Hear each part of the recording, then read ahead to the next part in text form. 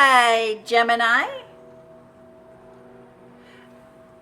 A quick smudge to cleanse the space.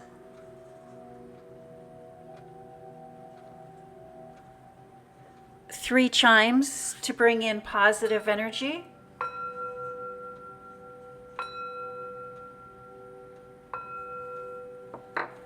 This is a general reading for the sign of Gemini. If you have Gemini anywhere in your birth chart, this is your reading. It is a general reading, so take what resonates and leave the rest. You know what is for you and what is not for you. Thank you, Spirit. Messages for the sign of Gemini. What would you like the Gemini to know or to be aware of during or for this reading? And look at all of this youthful, playful energy that is coming up right from the beginning for you, Gemini. I love that. You are a very youthful, playful sign. That is for sure. And I see that shining through here for you. I love that. Thank you, Spirit. Messages for the sign of Gemini. What would you like the Gemini to know or to be aware of? And again, if you've been watching any of your readings with me, you're not surprised to see that full card. Again, youthful, playful, new, fresh adventures, knowledge, wisdom. My name is Greta. I am an intuitive reader. I do look at the sun placement, the moon placement, and other planetary placements to get a good idea of the energy that is surrounding you. But first and foremost, I do trust my intuition, especially with this Mercury retrograde that we are going through at this time, where things seem to be at a standstill, or maybe things aren't working out quite like we have planned. It's almost like we take one step forward and we take two steps back. If that energy shows up in your cards, we most definitely will talk about that, but do know that that is expected. And as we get into September, things are really going to start picking up and moving quite a bit faster, not only for the Gemini, but for all zodiac signs. Thank you, Spirit. This time can be different. This time can be different. I keep getting, this time is different. This time can be different. And the Gemini, the foundation, the basis of your reading is the Hierophant, higher knowledge, higher education. It's the street smarts, it's the book smart, it's the wisdom, it's the knowledge of spirit, of source. Followed by the Queen of Pentacles, or pushed by the Queen of Pentacles. A deep appreciation, a deep gratitude for our knowledge, our wisdom that comes from within. Using our knowledge and wisdom from within and finding a deeper appreciation, a deeper gratitude for that. Wow.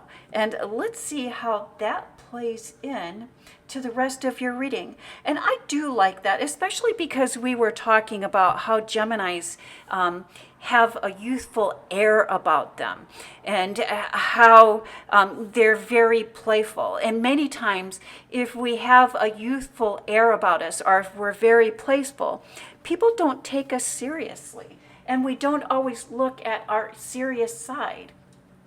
But here I see you looking at your serious side and really using that and really being grateful for that. Thank you, Spirit. Messages for the sign of Gemini. And then we have the Page of Swords.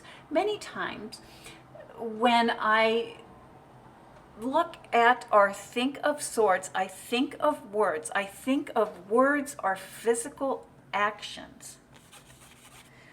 There are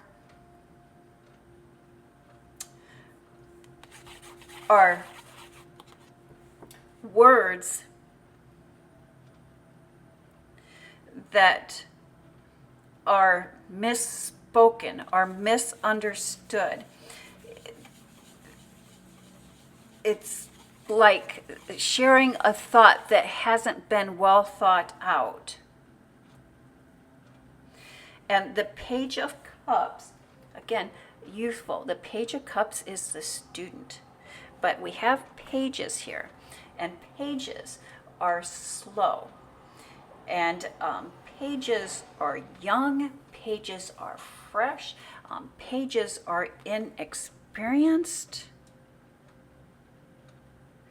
So we have the student wanting to learn, having big ideas, having grand designs.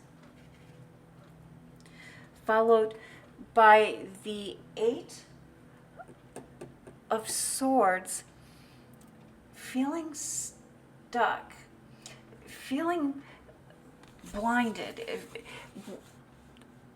Your intuition is telling you that there's something that you do not know or something that you're not aware of. It's almost like there's a tension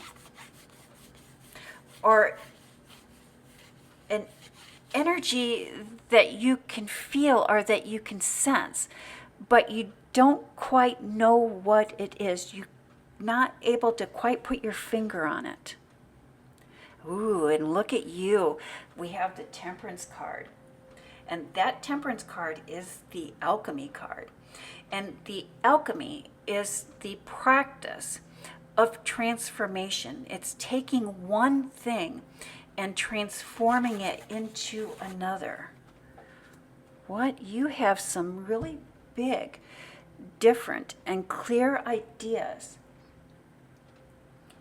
But there's a misspeak. There is a misunderstanding here on your job or in your public life or in your place of work. There's been a miscommunication of words. And I believe these are your words. It's like you have spoken or you have taken a misstep. And this misstep, or I think it's a perceived misstep, has left tension or has left the air really feeling heavy or awkward. It's like an awkward moment. It's like as soon as you said this words, or as soon as you had this action, as soon as this misstep occurred, you knew it and you were aware of it and you were aware that they were the wrong words at the wrong time. The difficult thing about that is once words are spoken, there is nothing we can do to take them back. And trying to take, it's like you're wondering, what should you do now? What should you do now? What should you do now? And you're wanting to do some backtracking, or you're wanting to do some damage repair. But once words are spoken, Gemini, there's nothing we can do to take them back. And actually, at this time, trying to take these words back or to even try to backstep will only make matters worse. I think the best thing that you can do is keep your head up and move forward. And that's how you're going to transform this. And so it's not almost like instead of backtracking, instead of trying to mend, people are going to give more weight to how you decide or how you determine to move forward from this misstep. It's almost like chin up and onward and upwards. It's like don't try to backtrack, don't try to mend, don't try to take these words back, or don't try to reorganize or keep trying to hash it out. It's almost better to let it go and let people digest and let people know and judge you from your actions from this point moving forward. That's how you're going to get the change that you are wanting to come about. Thank you, Spirit. Messages for the sign of Gemini. And Gemini, in your home life, we have the Fool card. Fresh beginnings, new starts, the Fool's journey. And as I was saying at the beginning of the reading, Gemini, in almost every reading that I do for the Gemini, this card comes up. You are just so useful, so fresh. And people are attracted to that. People are attracted to that newness, that freshness, that grand sense of adventure that you are naturally born with. You are a people magnet, Gemini. And then we have the Ace of Swords, which is the gift of knowledge, the gift of wisdom. And I love that that comes paired with that Hierophant, which is, it's a good balance between street smarts and book smarts. And the Emperor card. How we rule our kingdom.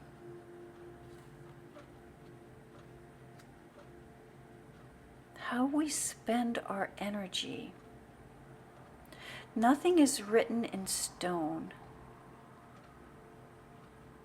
It could be that you are dealing with a Taurus or an Aries. Someone that is unwilling to change, someone that is unwilling to bend. Followed by the 10 of Swords. And tens in the tarot represents beginnings and endings. This ending, although that card looks kind of dark and kind of bleak, I think this is a good ending. It's the ending of pain. It's the ending of suffering. It's like the death rebirth card. In order for something to come about, in order for something to happen, something needs to change, something needs to end, something needs to stop.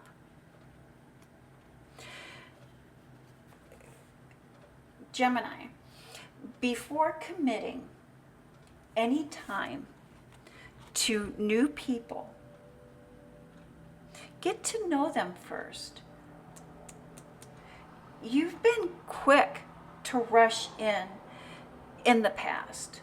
You've been quick to start relationships. You've been quick to commit. You've been quick to say yes. But if you want this time to be different, you must think and act differently.